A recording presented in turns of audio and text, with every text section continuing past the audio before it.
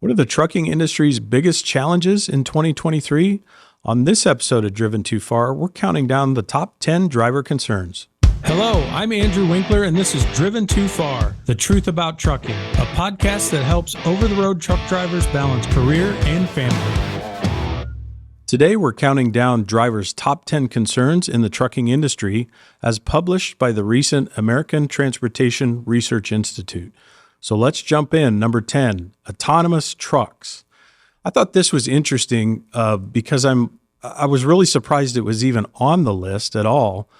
From my perspective and my point of view as an executive running a trucking company, it's not even on my radar. So I don't know what's happening out there where drivers are concerned about that stuff. The autonomous trucks, they're a long ways off. And even when they do come into play, they're not going to take anybody's job. If you're an OTR driver, regional driver, even local driver, that isn't the place for these autonomous trucks. So I don't think those should be any concern at all of you. And like I say, we're quite a ways off. I'm thinking 10 years down the road at least before they would play any kind of significance. And in my opinion, we're always going to need a driver behind the wheel. Somebody to hook the truck to the trailer, and the airlines, in our case, we're flatbed. So somebody's got to tie that load down to the trailer, stuff like that. So don't let that worry you. Autonomous trucks, it's not an issue. Number 9 is the ELD mandate. So I got to think this is some kind of hangover or something. I mean, we've been dealing with electronic logs now for quite some time. Everybody's using them. I'm not sure if that is a response maybe from an older generation of our driving force where, they just still don't like it. We want to go back to paper. We want to do those things. But here's where I think, here's where I'm at on it is ELDs are here to stay. We're never going back to paper. Now, will they continue to look at the regulations and continue to tweak things? Sure, I think that can happen. And the last time they did it, they did some things that actually worked back in the driver's favor. But ELDs are here to stay. There's no use in, losing sleep over it because they're not going anywhere. So I think the best thing we can do as drivers, professionals out there is just learn to adapt and make the best out of the situation. Number 8 was broker issues. This is kind of a big one, and it's really gotten bad here. Just in the last year, for sure. We deal with this in our own fleet. In fact, we just had a driver advisory board meeting last week, and it was one of the things on our agenda. And I'm speaking, there's a lot of things going on with brokers, right? There's a lot of fraud. There's a lot of double brokering. Those things have to be a big concern. But when we're looking at it from a driver's perspective, the things that we learned from our own team was the frustration comes is they all want you to download a new app now, right? So they can track you essentially. So they can send you the load and track you. And they're selling that because it's the customer wants it, right? They want real-time tracking on the truck, which is understandable for sure. The frustration from the drivers is that, okay, first of all, you want me to put this thing on my personal cell phone. And then you still get all these calls from the broker themselves, right? It's almost like they forget they have the app to track you. They're tracking you on the app, and they're still making several phone calls. Did you pick up? Did you leave on time? Did you deliver? Can you send me a copy of the bill of ladings? All those things are still happening. So I do understand the frustration on the driver's side. It should really be, either you want the app and you're going to let me use that and use that as the communication between PS, or you're going to make the phone calls, not both. And I think that's what's happening, at least what I heard from our team. It's the frustrating part of they're just calling you. And they shouldn't be calling you when you're driving anyway. You've got regulations on that. Use of a cell phone while you're operating a commercial motor vehicle. It's like they're just oblivious to that whole thing. And they just keep calling. One of our guys even told me that he goes, I can deal with that. They we'll call you when the load's delivered and stuff, but then they call you 5 days after the load delivered and need another piece of information. So that's a real concern. We're certainly trying to address it in our fleet. I think one of the things we're going to do is they always want your personal cell phone number. I think the driver should ask the broker for their personal cell phone number too, right? And then if you need something, you should call them at all hours of the night or whatever, whatever they need, whatever you need from them and stuff, and see how they like it, so to speak. It's hard. It's a tough one. It almost feels like we shouldn't let them get away with it. And I feel like dispatch's hands are tied a little bit. So we worked with our operations group, and we're going to try to, tighten that up a little bit with the broker and say, listen, I'll give you the driver's cell phone, or we'll download the app as you request. But here's the deal is then you're going to track our guy on the app. You're not going to sit there and call him, 4 times a day and disturb him. He needs to be focused on his job. He needs to be focused on operating that truck up and down the road. And we'll get you your information as soon as we can. So anyways, that was number 8, was all the dealings with the brokers out there. Very frustrating. Economy was number 7. It was number 1, by the way, on the motor carrier side of the survey. So when they're talking to execs and owners of trucking companies, the economy was number 1, the biggest concern. In the driver side of it, it was number 7. And I'm just going to tell you, it should be a concern of yours. We're going through some tough times as an industry. I'm sure your particular carrier is struggling a little bit. You've probably noticed a slowdown in freight, maybe more layovers each week. But that's a direct result of the economy. And here's what's happening. So essentially, we have too many trucks in the United States, too many motor carriers in the United States, and not enough freight. So in order for that to correct itself, we either need more trucking companies to go out of business, or we need freight to pick back up to support the carriers that are currently in business. Now, I think the economy is going to be slow for a while, so I don't know that we're going to see a huge uptick in freight for a while. So what needs to happen is we're going to have to push out some more truck lines to get everything back in balance. And that's why everything slows. We just got too many trucks fighting for too little of freight. And when that happens, the rates go way down, and it just takes longer between loads because the demand isn't there.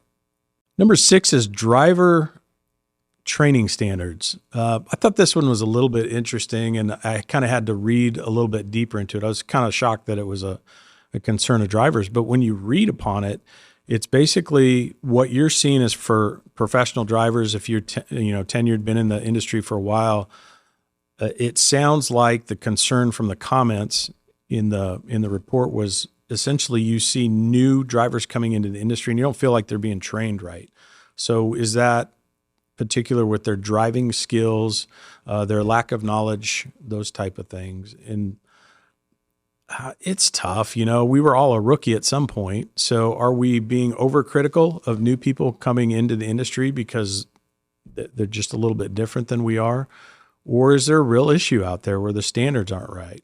Now, the government did something a couple years ago to try to intervene with that and set some training standards out there for CDL schools. And that was meant to eliminate the kind of fly-by-night schools where you could get your CDL in 48 hours type thing. So they're trying to do some things. But nevertheless, you're seeing stuff out on the road that you don't like, you don't think's professional. You think they're probably lacking some skills, and that certainly could be the case. Number 5 is detention or delay times at the shippers and receivers. That's been going on for a long time, right? And it certainly has gotten better over the years. And I'm talking, when I look back 20 years ago, what did it look like compared to what it is today? It's better, but it's not where it should be. And I really don't think we're going to be able to correct that until some kind of regulation passes where it says the shipper has to get us in and out in a certain amount of time, or the shipper is required to compensate the carrier if they don't get them in and out in a certain amount of time. But to be honest with you right now, there's a lot of shippers out there that just don't care.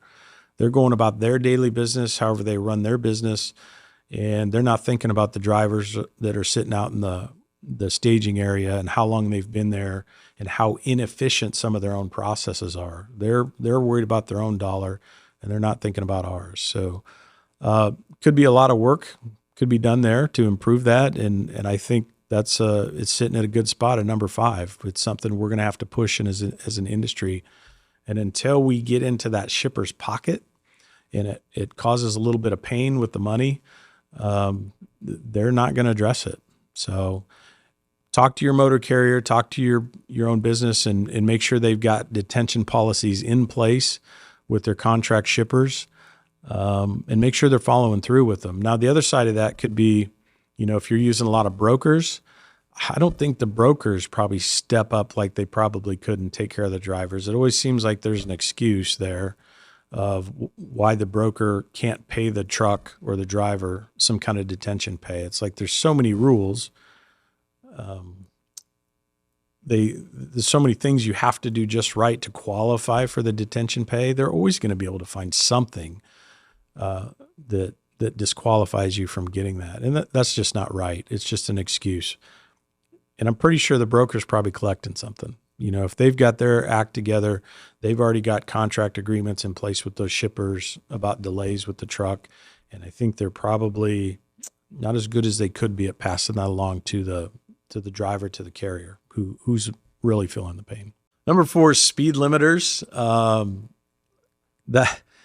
I get that one. That's kind of a hot topic, obviously, because there's been more talk about it recently in the last year since our current administration is in the White House. That has popped back up, so to speak. My personal opinion is it's not going to happen. Nothing's going to get done. It doesn't seem to be that serious. They keep talking about it, but I think you've got a Congress that's probably going to keep anything from happening there. Now, when I kind of change hats and I look at things from an owner's side or a safety side, do I have concerns about some of these trucks running up and down the interstate at 80 or 85 mile an hour? 100%. I absolutely think that is crazy insane to think you can operate an 80,000 pound motor vehicle at that kind of speed and keep control over it. So I am in favor of some kind of speed limiters in the future. And maybe the problem here is that they've never really said what that speed was going to be. We heard 65, we heard 68, which most company trucks are already governed around that anyway, probably between 65 and 70. I think it's the owner-operators, the independents out there that are used to just running up and down the road that have the biggest concern and making the biggest fuss over it. When you think about, the arguments for speed limiters, from the driver standpoint, it's always that, you get two trucks that are side by side running down the interstate and causing a bottleneck because they're probably a half mile an hour off of each other. And the one guy decided he needed to pass the truck in front of him because he's just a little bit faster, but then he has trouble getting all the way around him in a reasonable amount of time.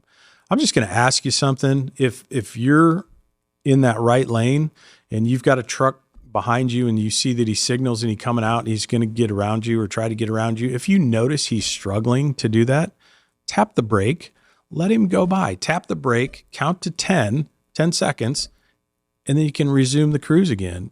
He'll get around you. But that's probably the most frustrating part the second most frustrating part. First of all, I'm not sure why the guy thinks he needs to get around you if he's only running a half mile an hour faster anyway. But if he does that, you, as a professional in that right lane, you can help reduce a lot of frustration on the road, a lot of road rage and stuff like that. If you just tap your brake, count to 10, let the dude go by you, and then hit your resume. And I know that's going to happen a few times a day, right? If you're spending a full 10 hours out in the interstate, stuff like that. It's really not costing you that much time when you think about it. 10 seconds a pop, a handful of times a day. It's not really costing any time. What it is relieving the frustration because, I've been in both sides of that. I've been the truck. I've been the motorist behind the truck that's 8 or 9 or 10 cars long and can't seem to get around the trucks at all through the bottleneck. If you're the guy in the left lane that thinks you got to pass, look in your rearview mirror. If you see a line of cars behind you, you're causing an issue. So you need to consider that before you get out there. I know everybody's got certain rights on the road and we need to share them. And I totally agree with that. But just out of courtesy and professionalism, maybe a little more consideration about that of when you decide to try to pass. I don't know if drivers use the CBs anymore. I have a feeling they don't like they used to. It used to be, hey, driver, I'm going to pass you and the two trucks could talk. I don't think that probably happens like it used to anymore. So anyways, little courtesy goes a long way when it comes to passing out there on the interstate. So fuel prices was number 3 on the list.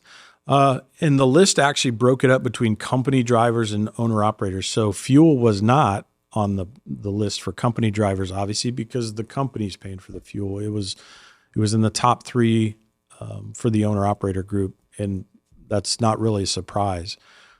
The challenge with the owner operator groups, if you're true independent, and you're out there running under your own authority, I think what's happened in the last couple of years is there's been so many new entrants into the trucking world, and these guys go out and they buy a truck trailer, get their own authority, but they're just hauling for brokers, right? They don't have any contract freight. They don't have any real customers. And that's where the challenge comes. If you go out and you get yourself a customer and you're under a contract rate, there's going to be a fuel surcharge contract attached to that. And then all of a sudden, the fuel prices aren't as big a deal because you're protected. So I think it's lack of contract rates with a lot of independent drivers, and they feel the pain. When the fuel goes up, they get squeezed pretty hard. But the thing you can do about that is if you're an independent is go find yourself a contract shipper. It'll make a big difference to your bottom line. So that'll take a lot of that pain away. Number 2 is parking. We just had a podcast a few weeks ago on parking and my thoughts on that. It's a real deal.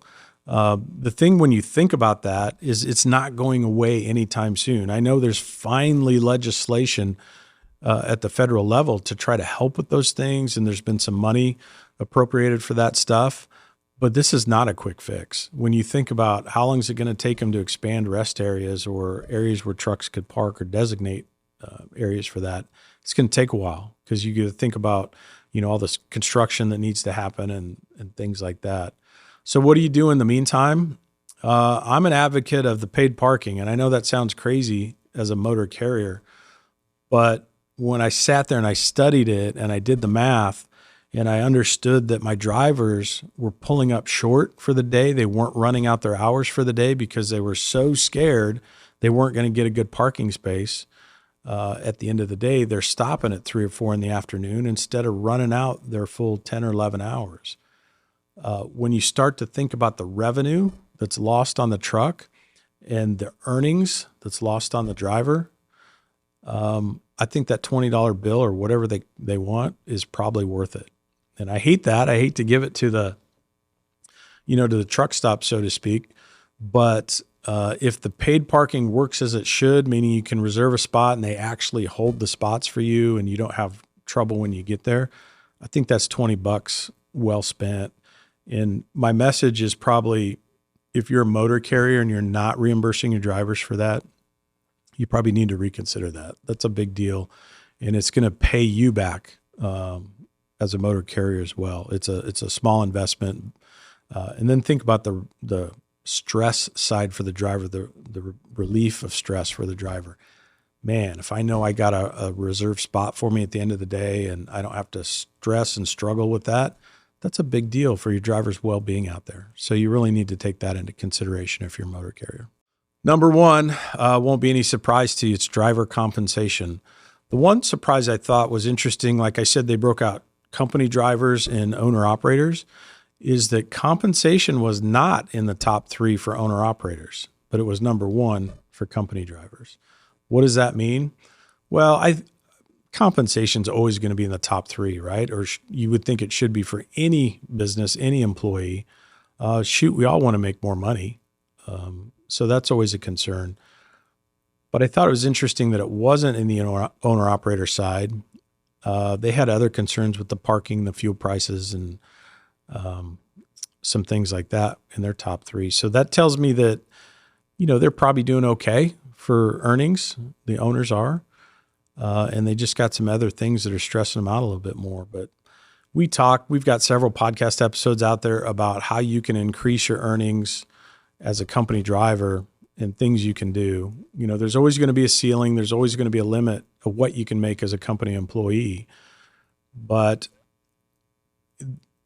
there's handfuls of drivers in any fleet that constantly complain about that. And in almost every case, you can sit down with the driver and you can find areas where you can work together with your motor carrier, your dispatcher, to find you additional earnings. The question comes down to, is the driver willing to do that? The problem is we all want to do the same amount of work but want to make more money. And that's not really how it works. So you're going to have to probably change up some things, change up a few habits, be a little flexible with the lanes you run or what days you run, maybe even flexible with your home time and things like that. If you want to see more compensation, those are the things you could do as a driver. Those are the things you could impact as, sit down and talk to your driver manager. As a company in the economy as a whole right now, it would be tough to go find more money in the budget to pay drivers more. So, we're in this situation in the economy for probably another 6 to 12 months. So you kind of need to buckle up. If compensation is one of your concerns, you need to think about that the company you work for is going to struggle to find freight. So those extra layovers, the downtime, the shorter miles, maybe not as many miles as you want in a week type thing, that stuff's going to continue for a while. So the question really becomes, what can you do for yourself as a driver? And that's all those things we just talked about is you're going to have to be a little bit more flexible and work with your driver manager just to make the best out of the situation that you can. So that's it. That's the top 10 as published by the American Transportation Research Institute. They do this survey every year. We're going to put a PDF in our show notes here for this in case you want to download the report and check it out. It's pretty interesting stuff.